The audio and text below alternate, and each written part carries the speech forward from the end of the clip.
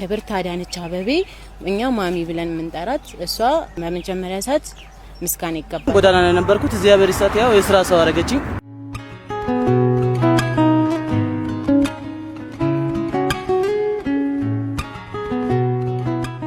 ስራ አጥነት አስከፊ ነው። ብዙ ችግሮችን አሳልፈናል። እዚህ ጋር ያለፈውን ታሪክ ማውራት ባይጠበቅብንም ግን ብዙ መከራና ችግር አሳልፈን ከዛ የነጓ ድርጅት የሚባል ለብርት አዳነች አበቤ እኛ ማሚ ብለን ምንጠራት እሷ በመጀመሪያ ሰዓት ምስጋና ይገባታል ይህን እድል ስላመቻቸችልን እና የነጓ የሚባል ድርጅት ገብተን 5 ወር ሰልጥነን ወጣን። ከዛ በኋላ ይሄን አረንጓዴ ልማት እኛ በፈለግነው ዲፓርትመንት መርጠን እዚህ ላይ ታገኝተናል ማለት ነው። በፊት ስራ ማንነበረኝም ጎዳና ላይ ነበርኩት እግዚአብሔር ይስጣት ያው የሥራ ሰው አረጋችኝ።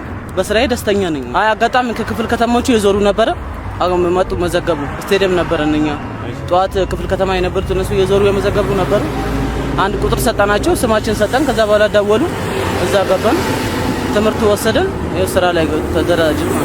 ከዚህ በፊት ስራ አልነበረንምና አሁን ተደራጅተን አዲስ ማህበር ነና ተደራጅተን ወደ ስራ ከገባን ኦልሞስት ወደ 6 ወር ነው። አሁን በጥሩ ሁኔታ እየሰራን ወንዝ ዳርቻ ጎሮ ወረዳ 9 ወንዝ ዳርቻ ላይ በጥሩ ሁኔታ እየሰራን እንገኛለን። አላማችን መቼም በዚህ እንቆያለን ሳይሆን ወደ ተሻለ ወደ ኢንዱስትሪ ለማደግ ነው ያለን እንትን ቁጠባ በተለያዩ ነገሮች እየቆጠብን እንገኛለን እና ወደፊትም ከዚህ በተሻለ እኛን ጠቅመን ሀገርን ለማገልገል ነው። በክፍለ ከተማችን 153 የእንክብካቤ ማህበራት የሥራ ዕድል ተፈጥሮላቸው በአግባቡ እየሰሩ ይገኛሉ።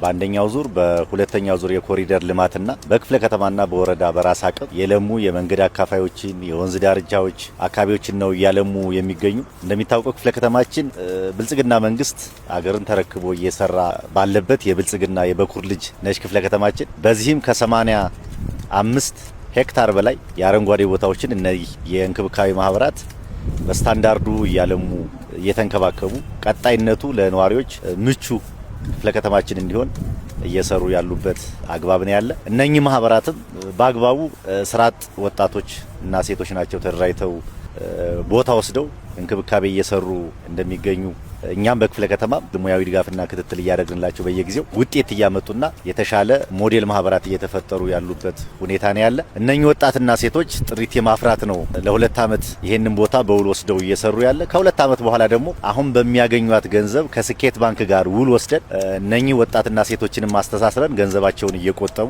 የተሻለ ኑሮ ለመስራት እየሰሩ ያለበት አግባብ ነው ያለ።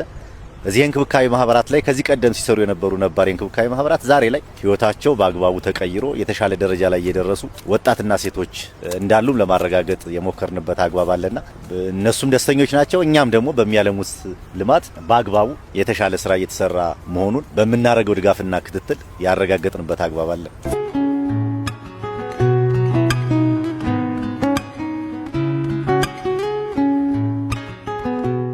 ወደፊት ብዙ አላማ አለን።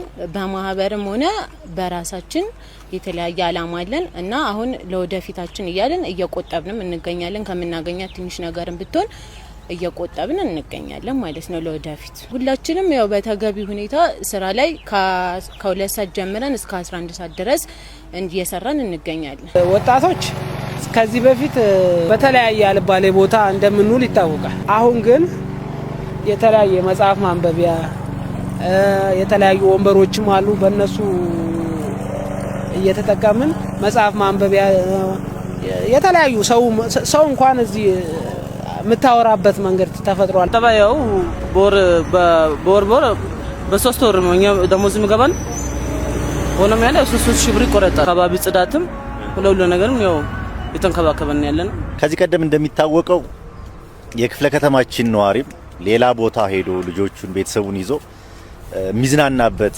ነባራዊ ሁኔታ የነበረበት እንደሆነ ይታወቃል።